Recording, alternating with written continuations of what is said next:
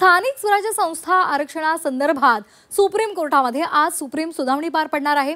निवडणुका होणार की पुढे ढकलल्या जाणार याचा फैसला आज होणार आहे। 50% आरक्षण मर्यादा ओलांडल्याची आयोगाने कबुली दिलेली आहे। त्यामुळे त्या संदर्भात आता नेमक्या काय घडामोडी घडतात याकडे सर्वांचंच लक्ष लागलेलं आहे। 40 नगर परिषदा आणि 17 नगरपंचायतींमध्ये मर्यादा ओलांडलेली आहे।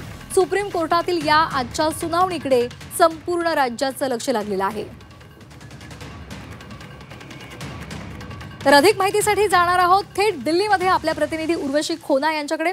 उर्वशी, खरं तर गेल्या वेळेला सुनावणीची पुढची तारीख देण्यात आली होती आणि आज ती सुनावणी होणार आहे। त्यामुळे सर्वांचंच लक्ष पुन्हा एकदा सर्वोच्च न्यायालयाच्या निर्णयाकडे लागलेलं आहे। काय वाटतं, काय होईल आज?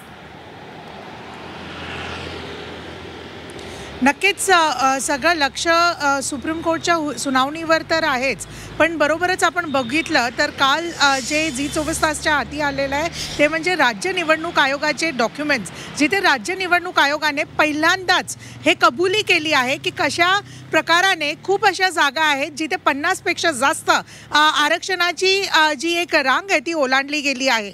महत्त्वाचं म्हणजे त्यात 40 नगर परिषद आणि 17 नगरपंचायत असे एकत्र मिळून आपण बघितलं तर इतक्या अशा जागा आहेत ज्याच्यात जे रांग ओलांडली गेली आहे 50% आरक्षणाची। आता या ज्या जागा आहेत त्या सगळ्या निवडणुकीला जाणार आहेत 2 डिसेंबरला, आणि म्हणूनच सुनावणीवर महत्त्वाची अशी बघणं गरजेचं आहे, कारण की काय निर्देश आज जे सर्वोच्च न्यायालय देतो 2 डिसेंबरला निवडणुका आहेत, आता त्यावरती काय परिणाम होतं का। आणि तसंच जसं तुम्ही सांगितलं की पुढच्या ज्या अजून बाकीच्या राहिलेल्या निवडणुका आहेत, मग ते जिल्हा परिषद म्हणा किंवा दुसरे म्हणा, महानगरपालिका म्हणा, त्यात नेमकं काय होतं हेही बघणं गरजेचं आहे। म्हणून सर्वोच्च न्यायालयाची आजची सुनावणी खूप महत्त्वाची आहे। आज 12 वाजता ही सुनावणी पार पडणार आहे आणि ते बघणं गरजेचं असेल सर्वोच्च न्यायालय काय निर्देश देतो।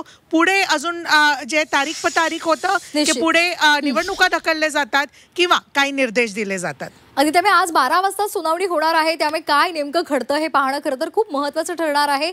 धन्यवाद उर्वशी दिलेल्या या सविस्तर माहितीसाठी।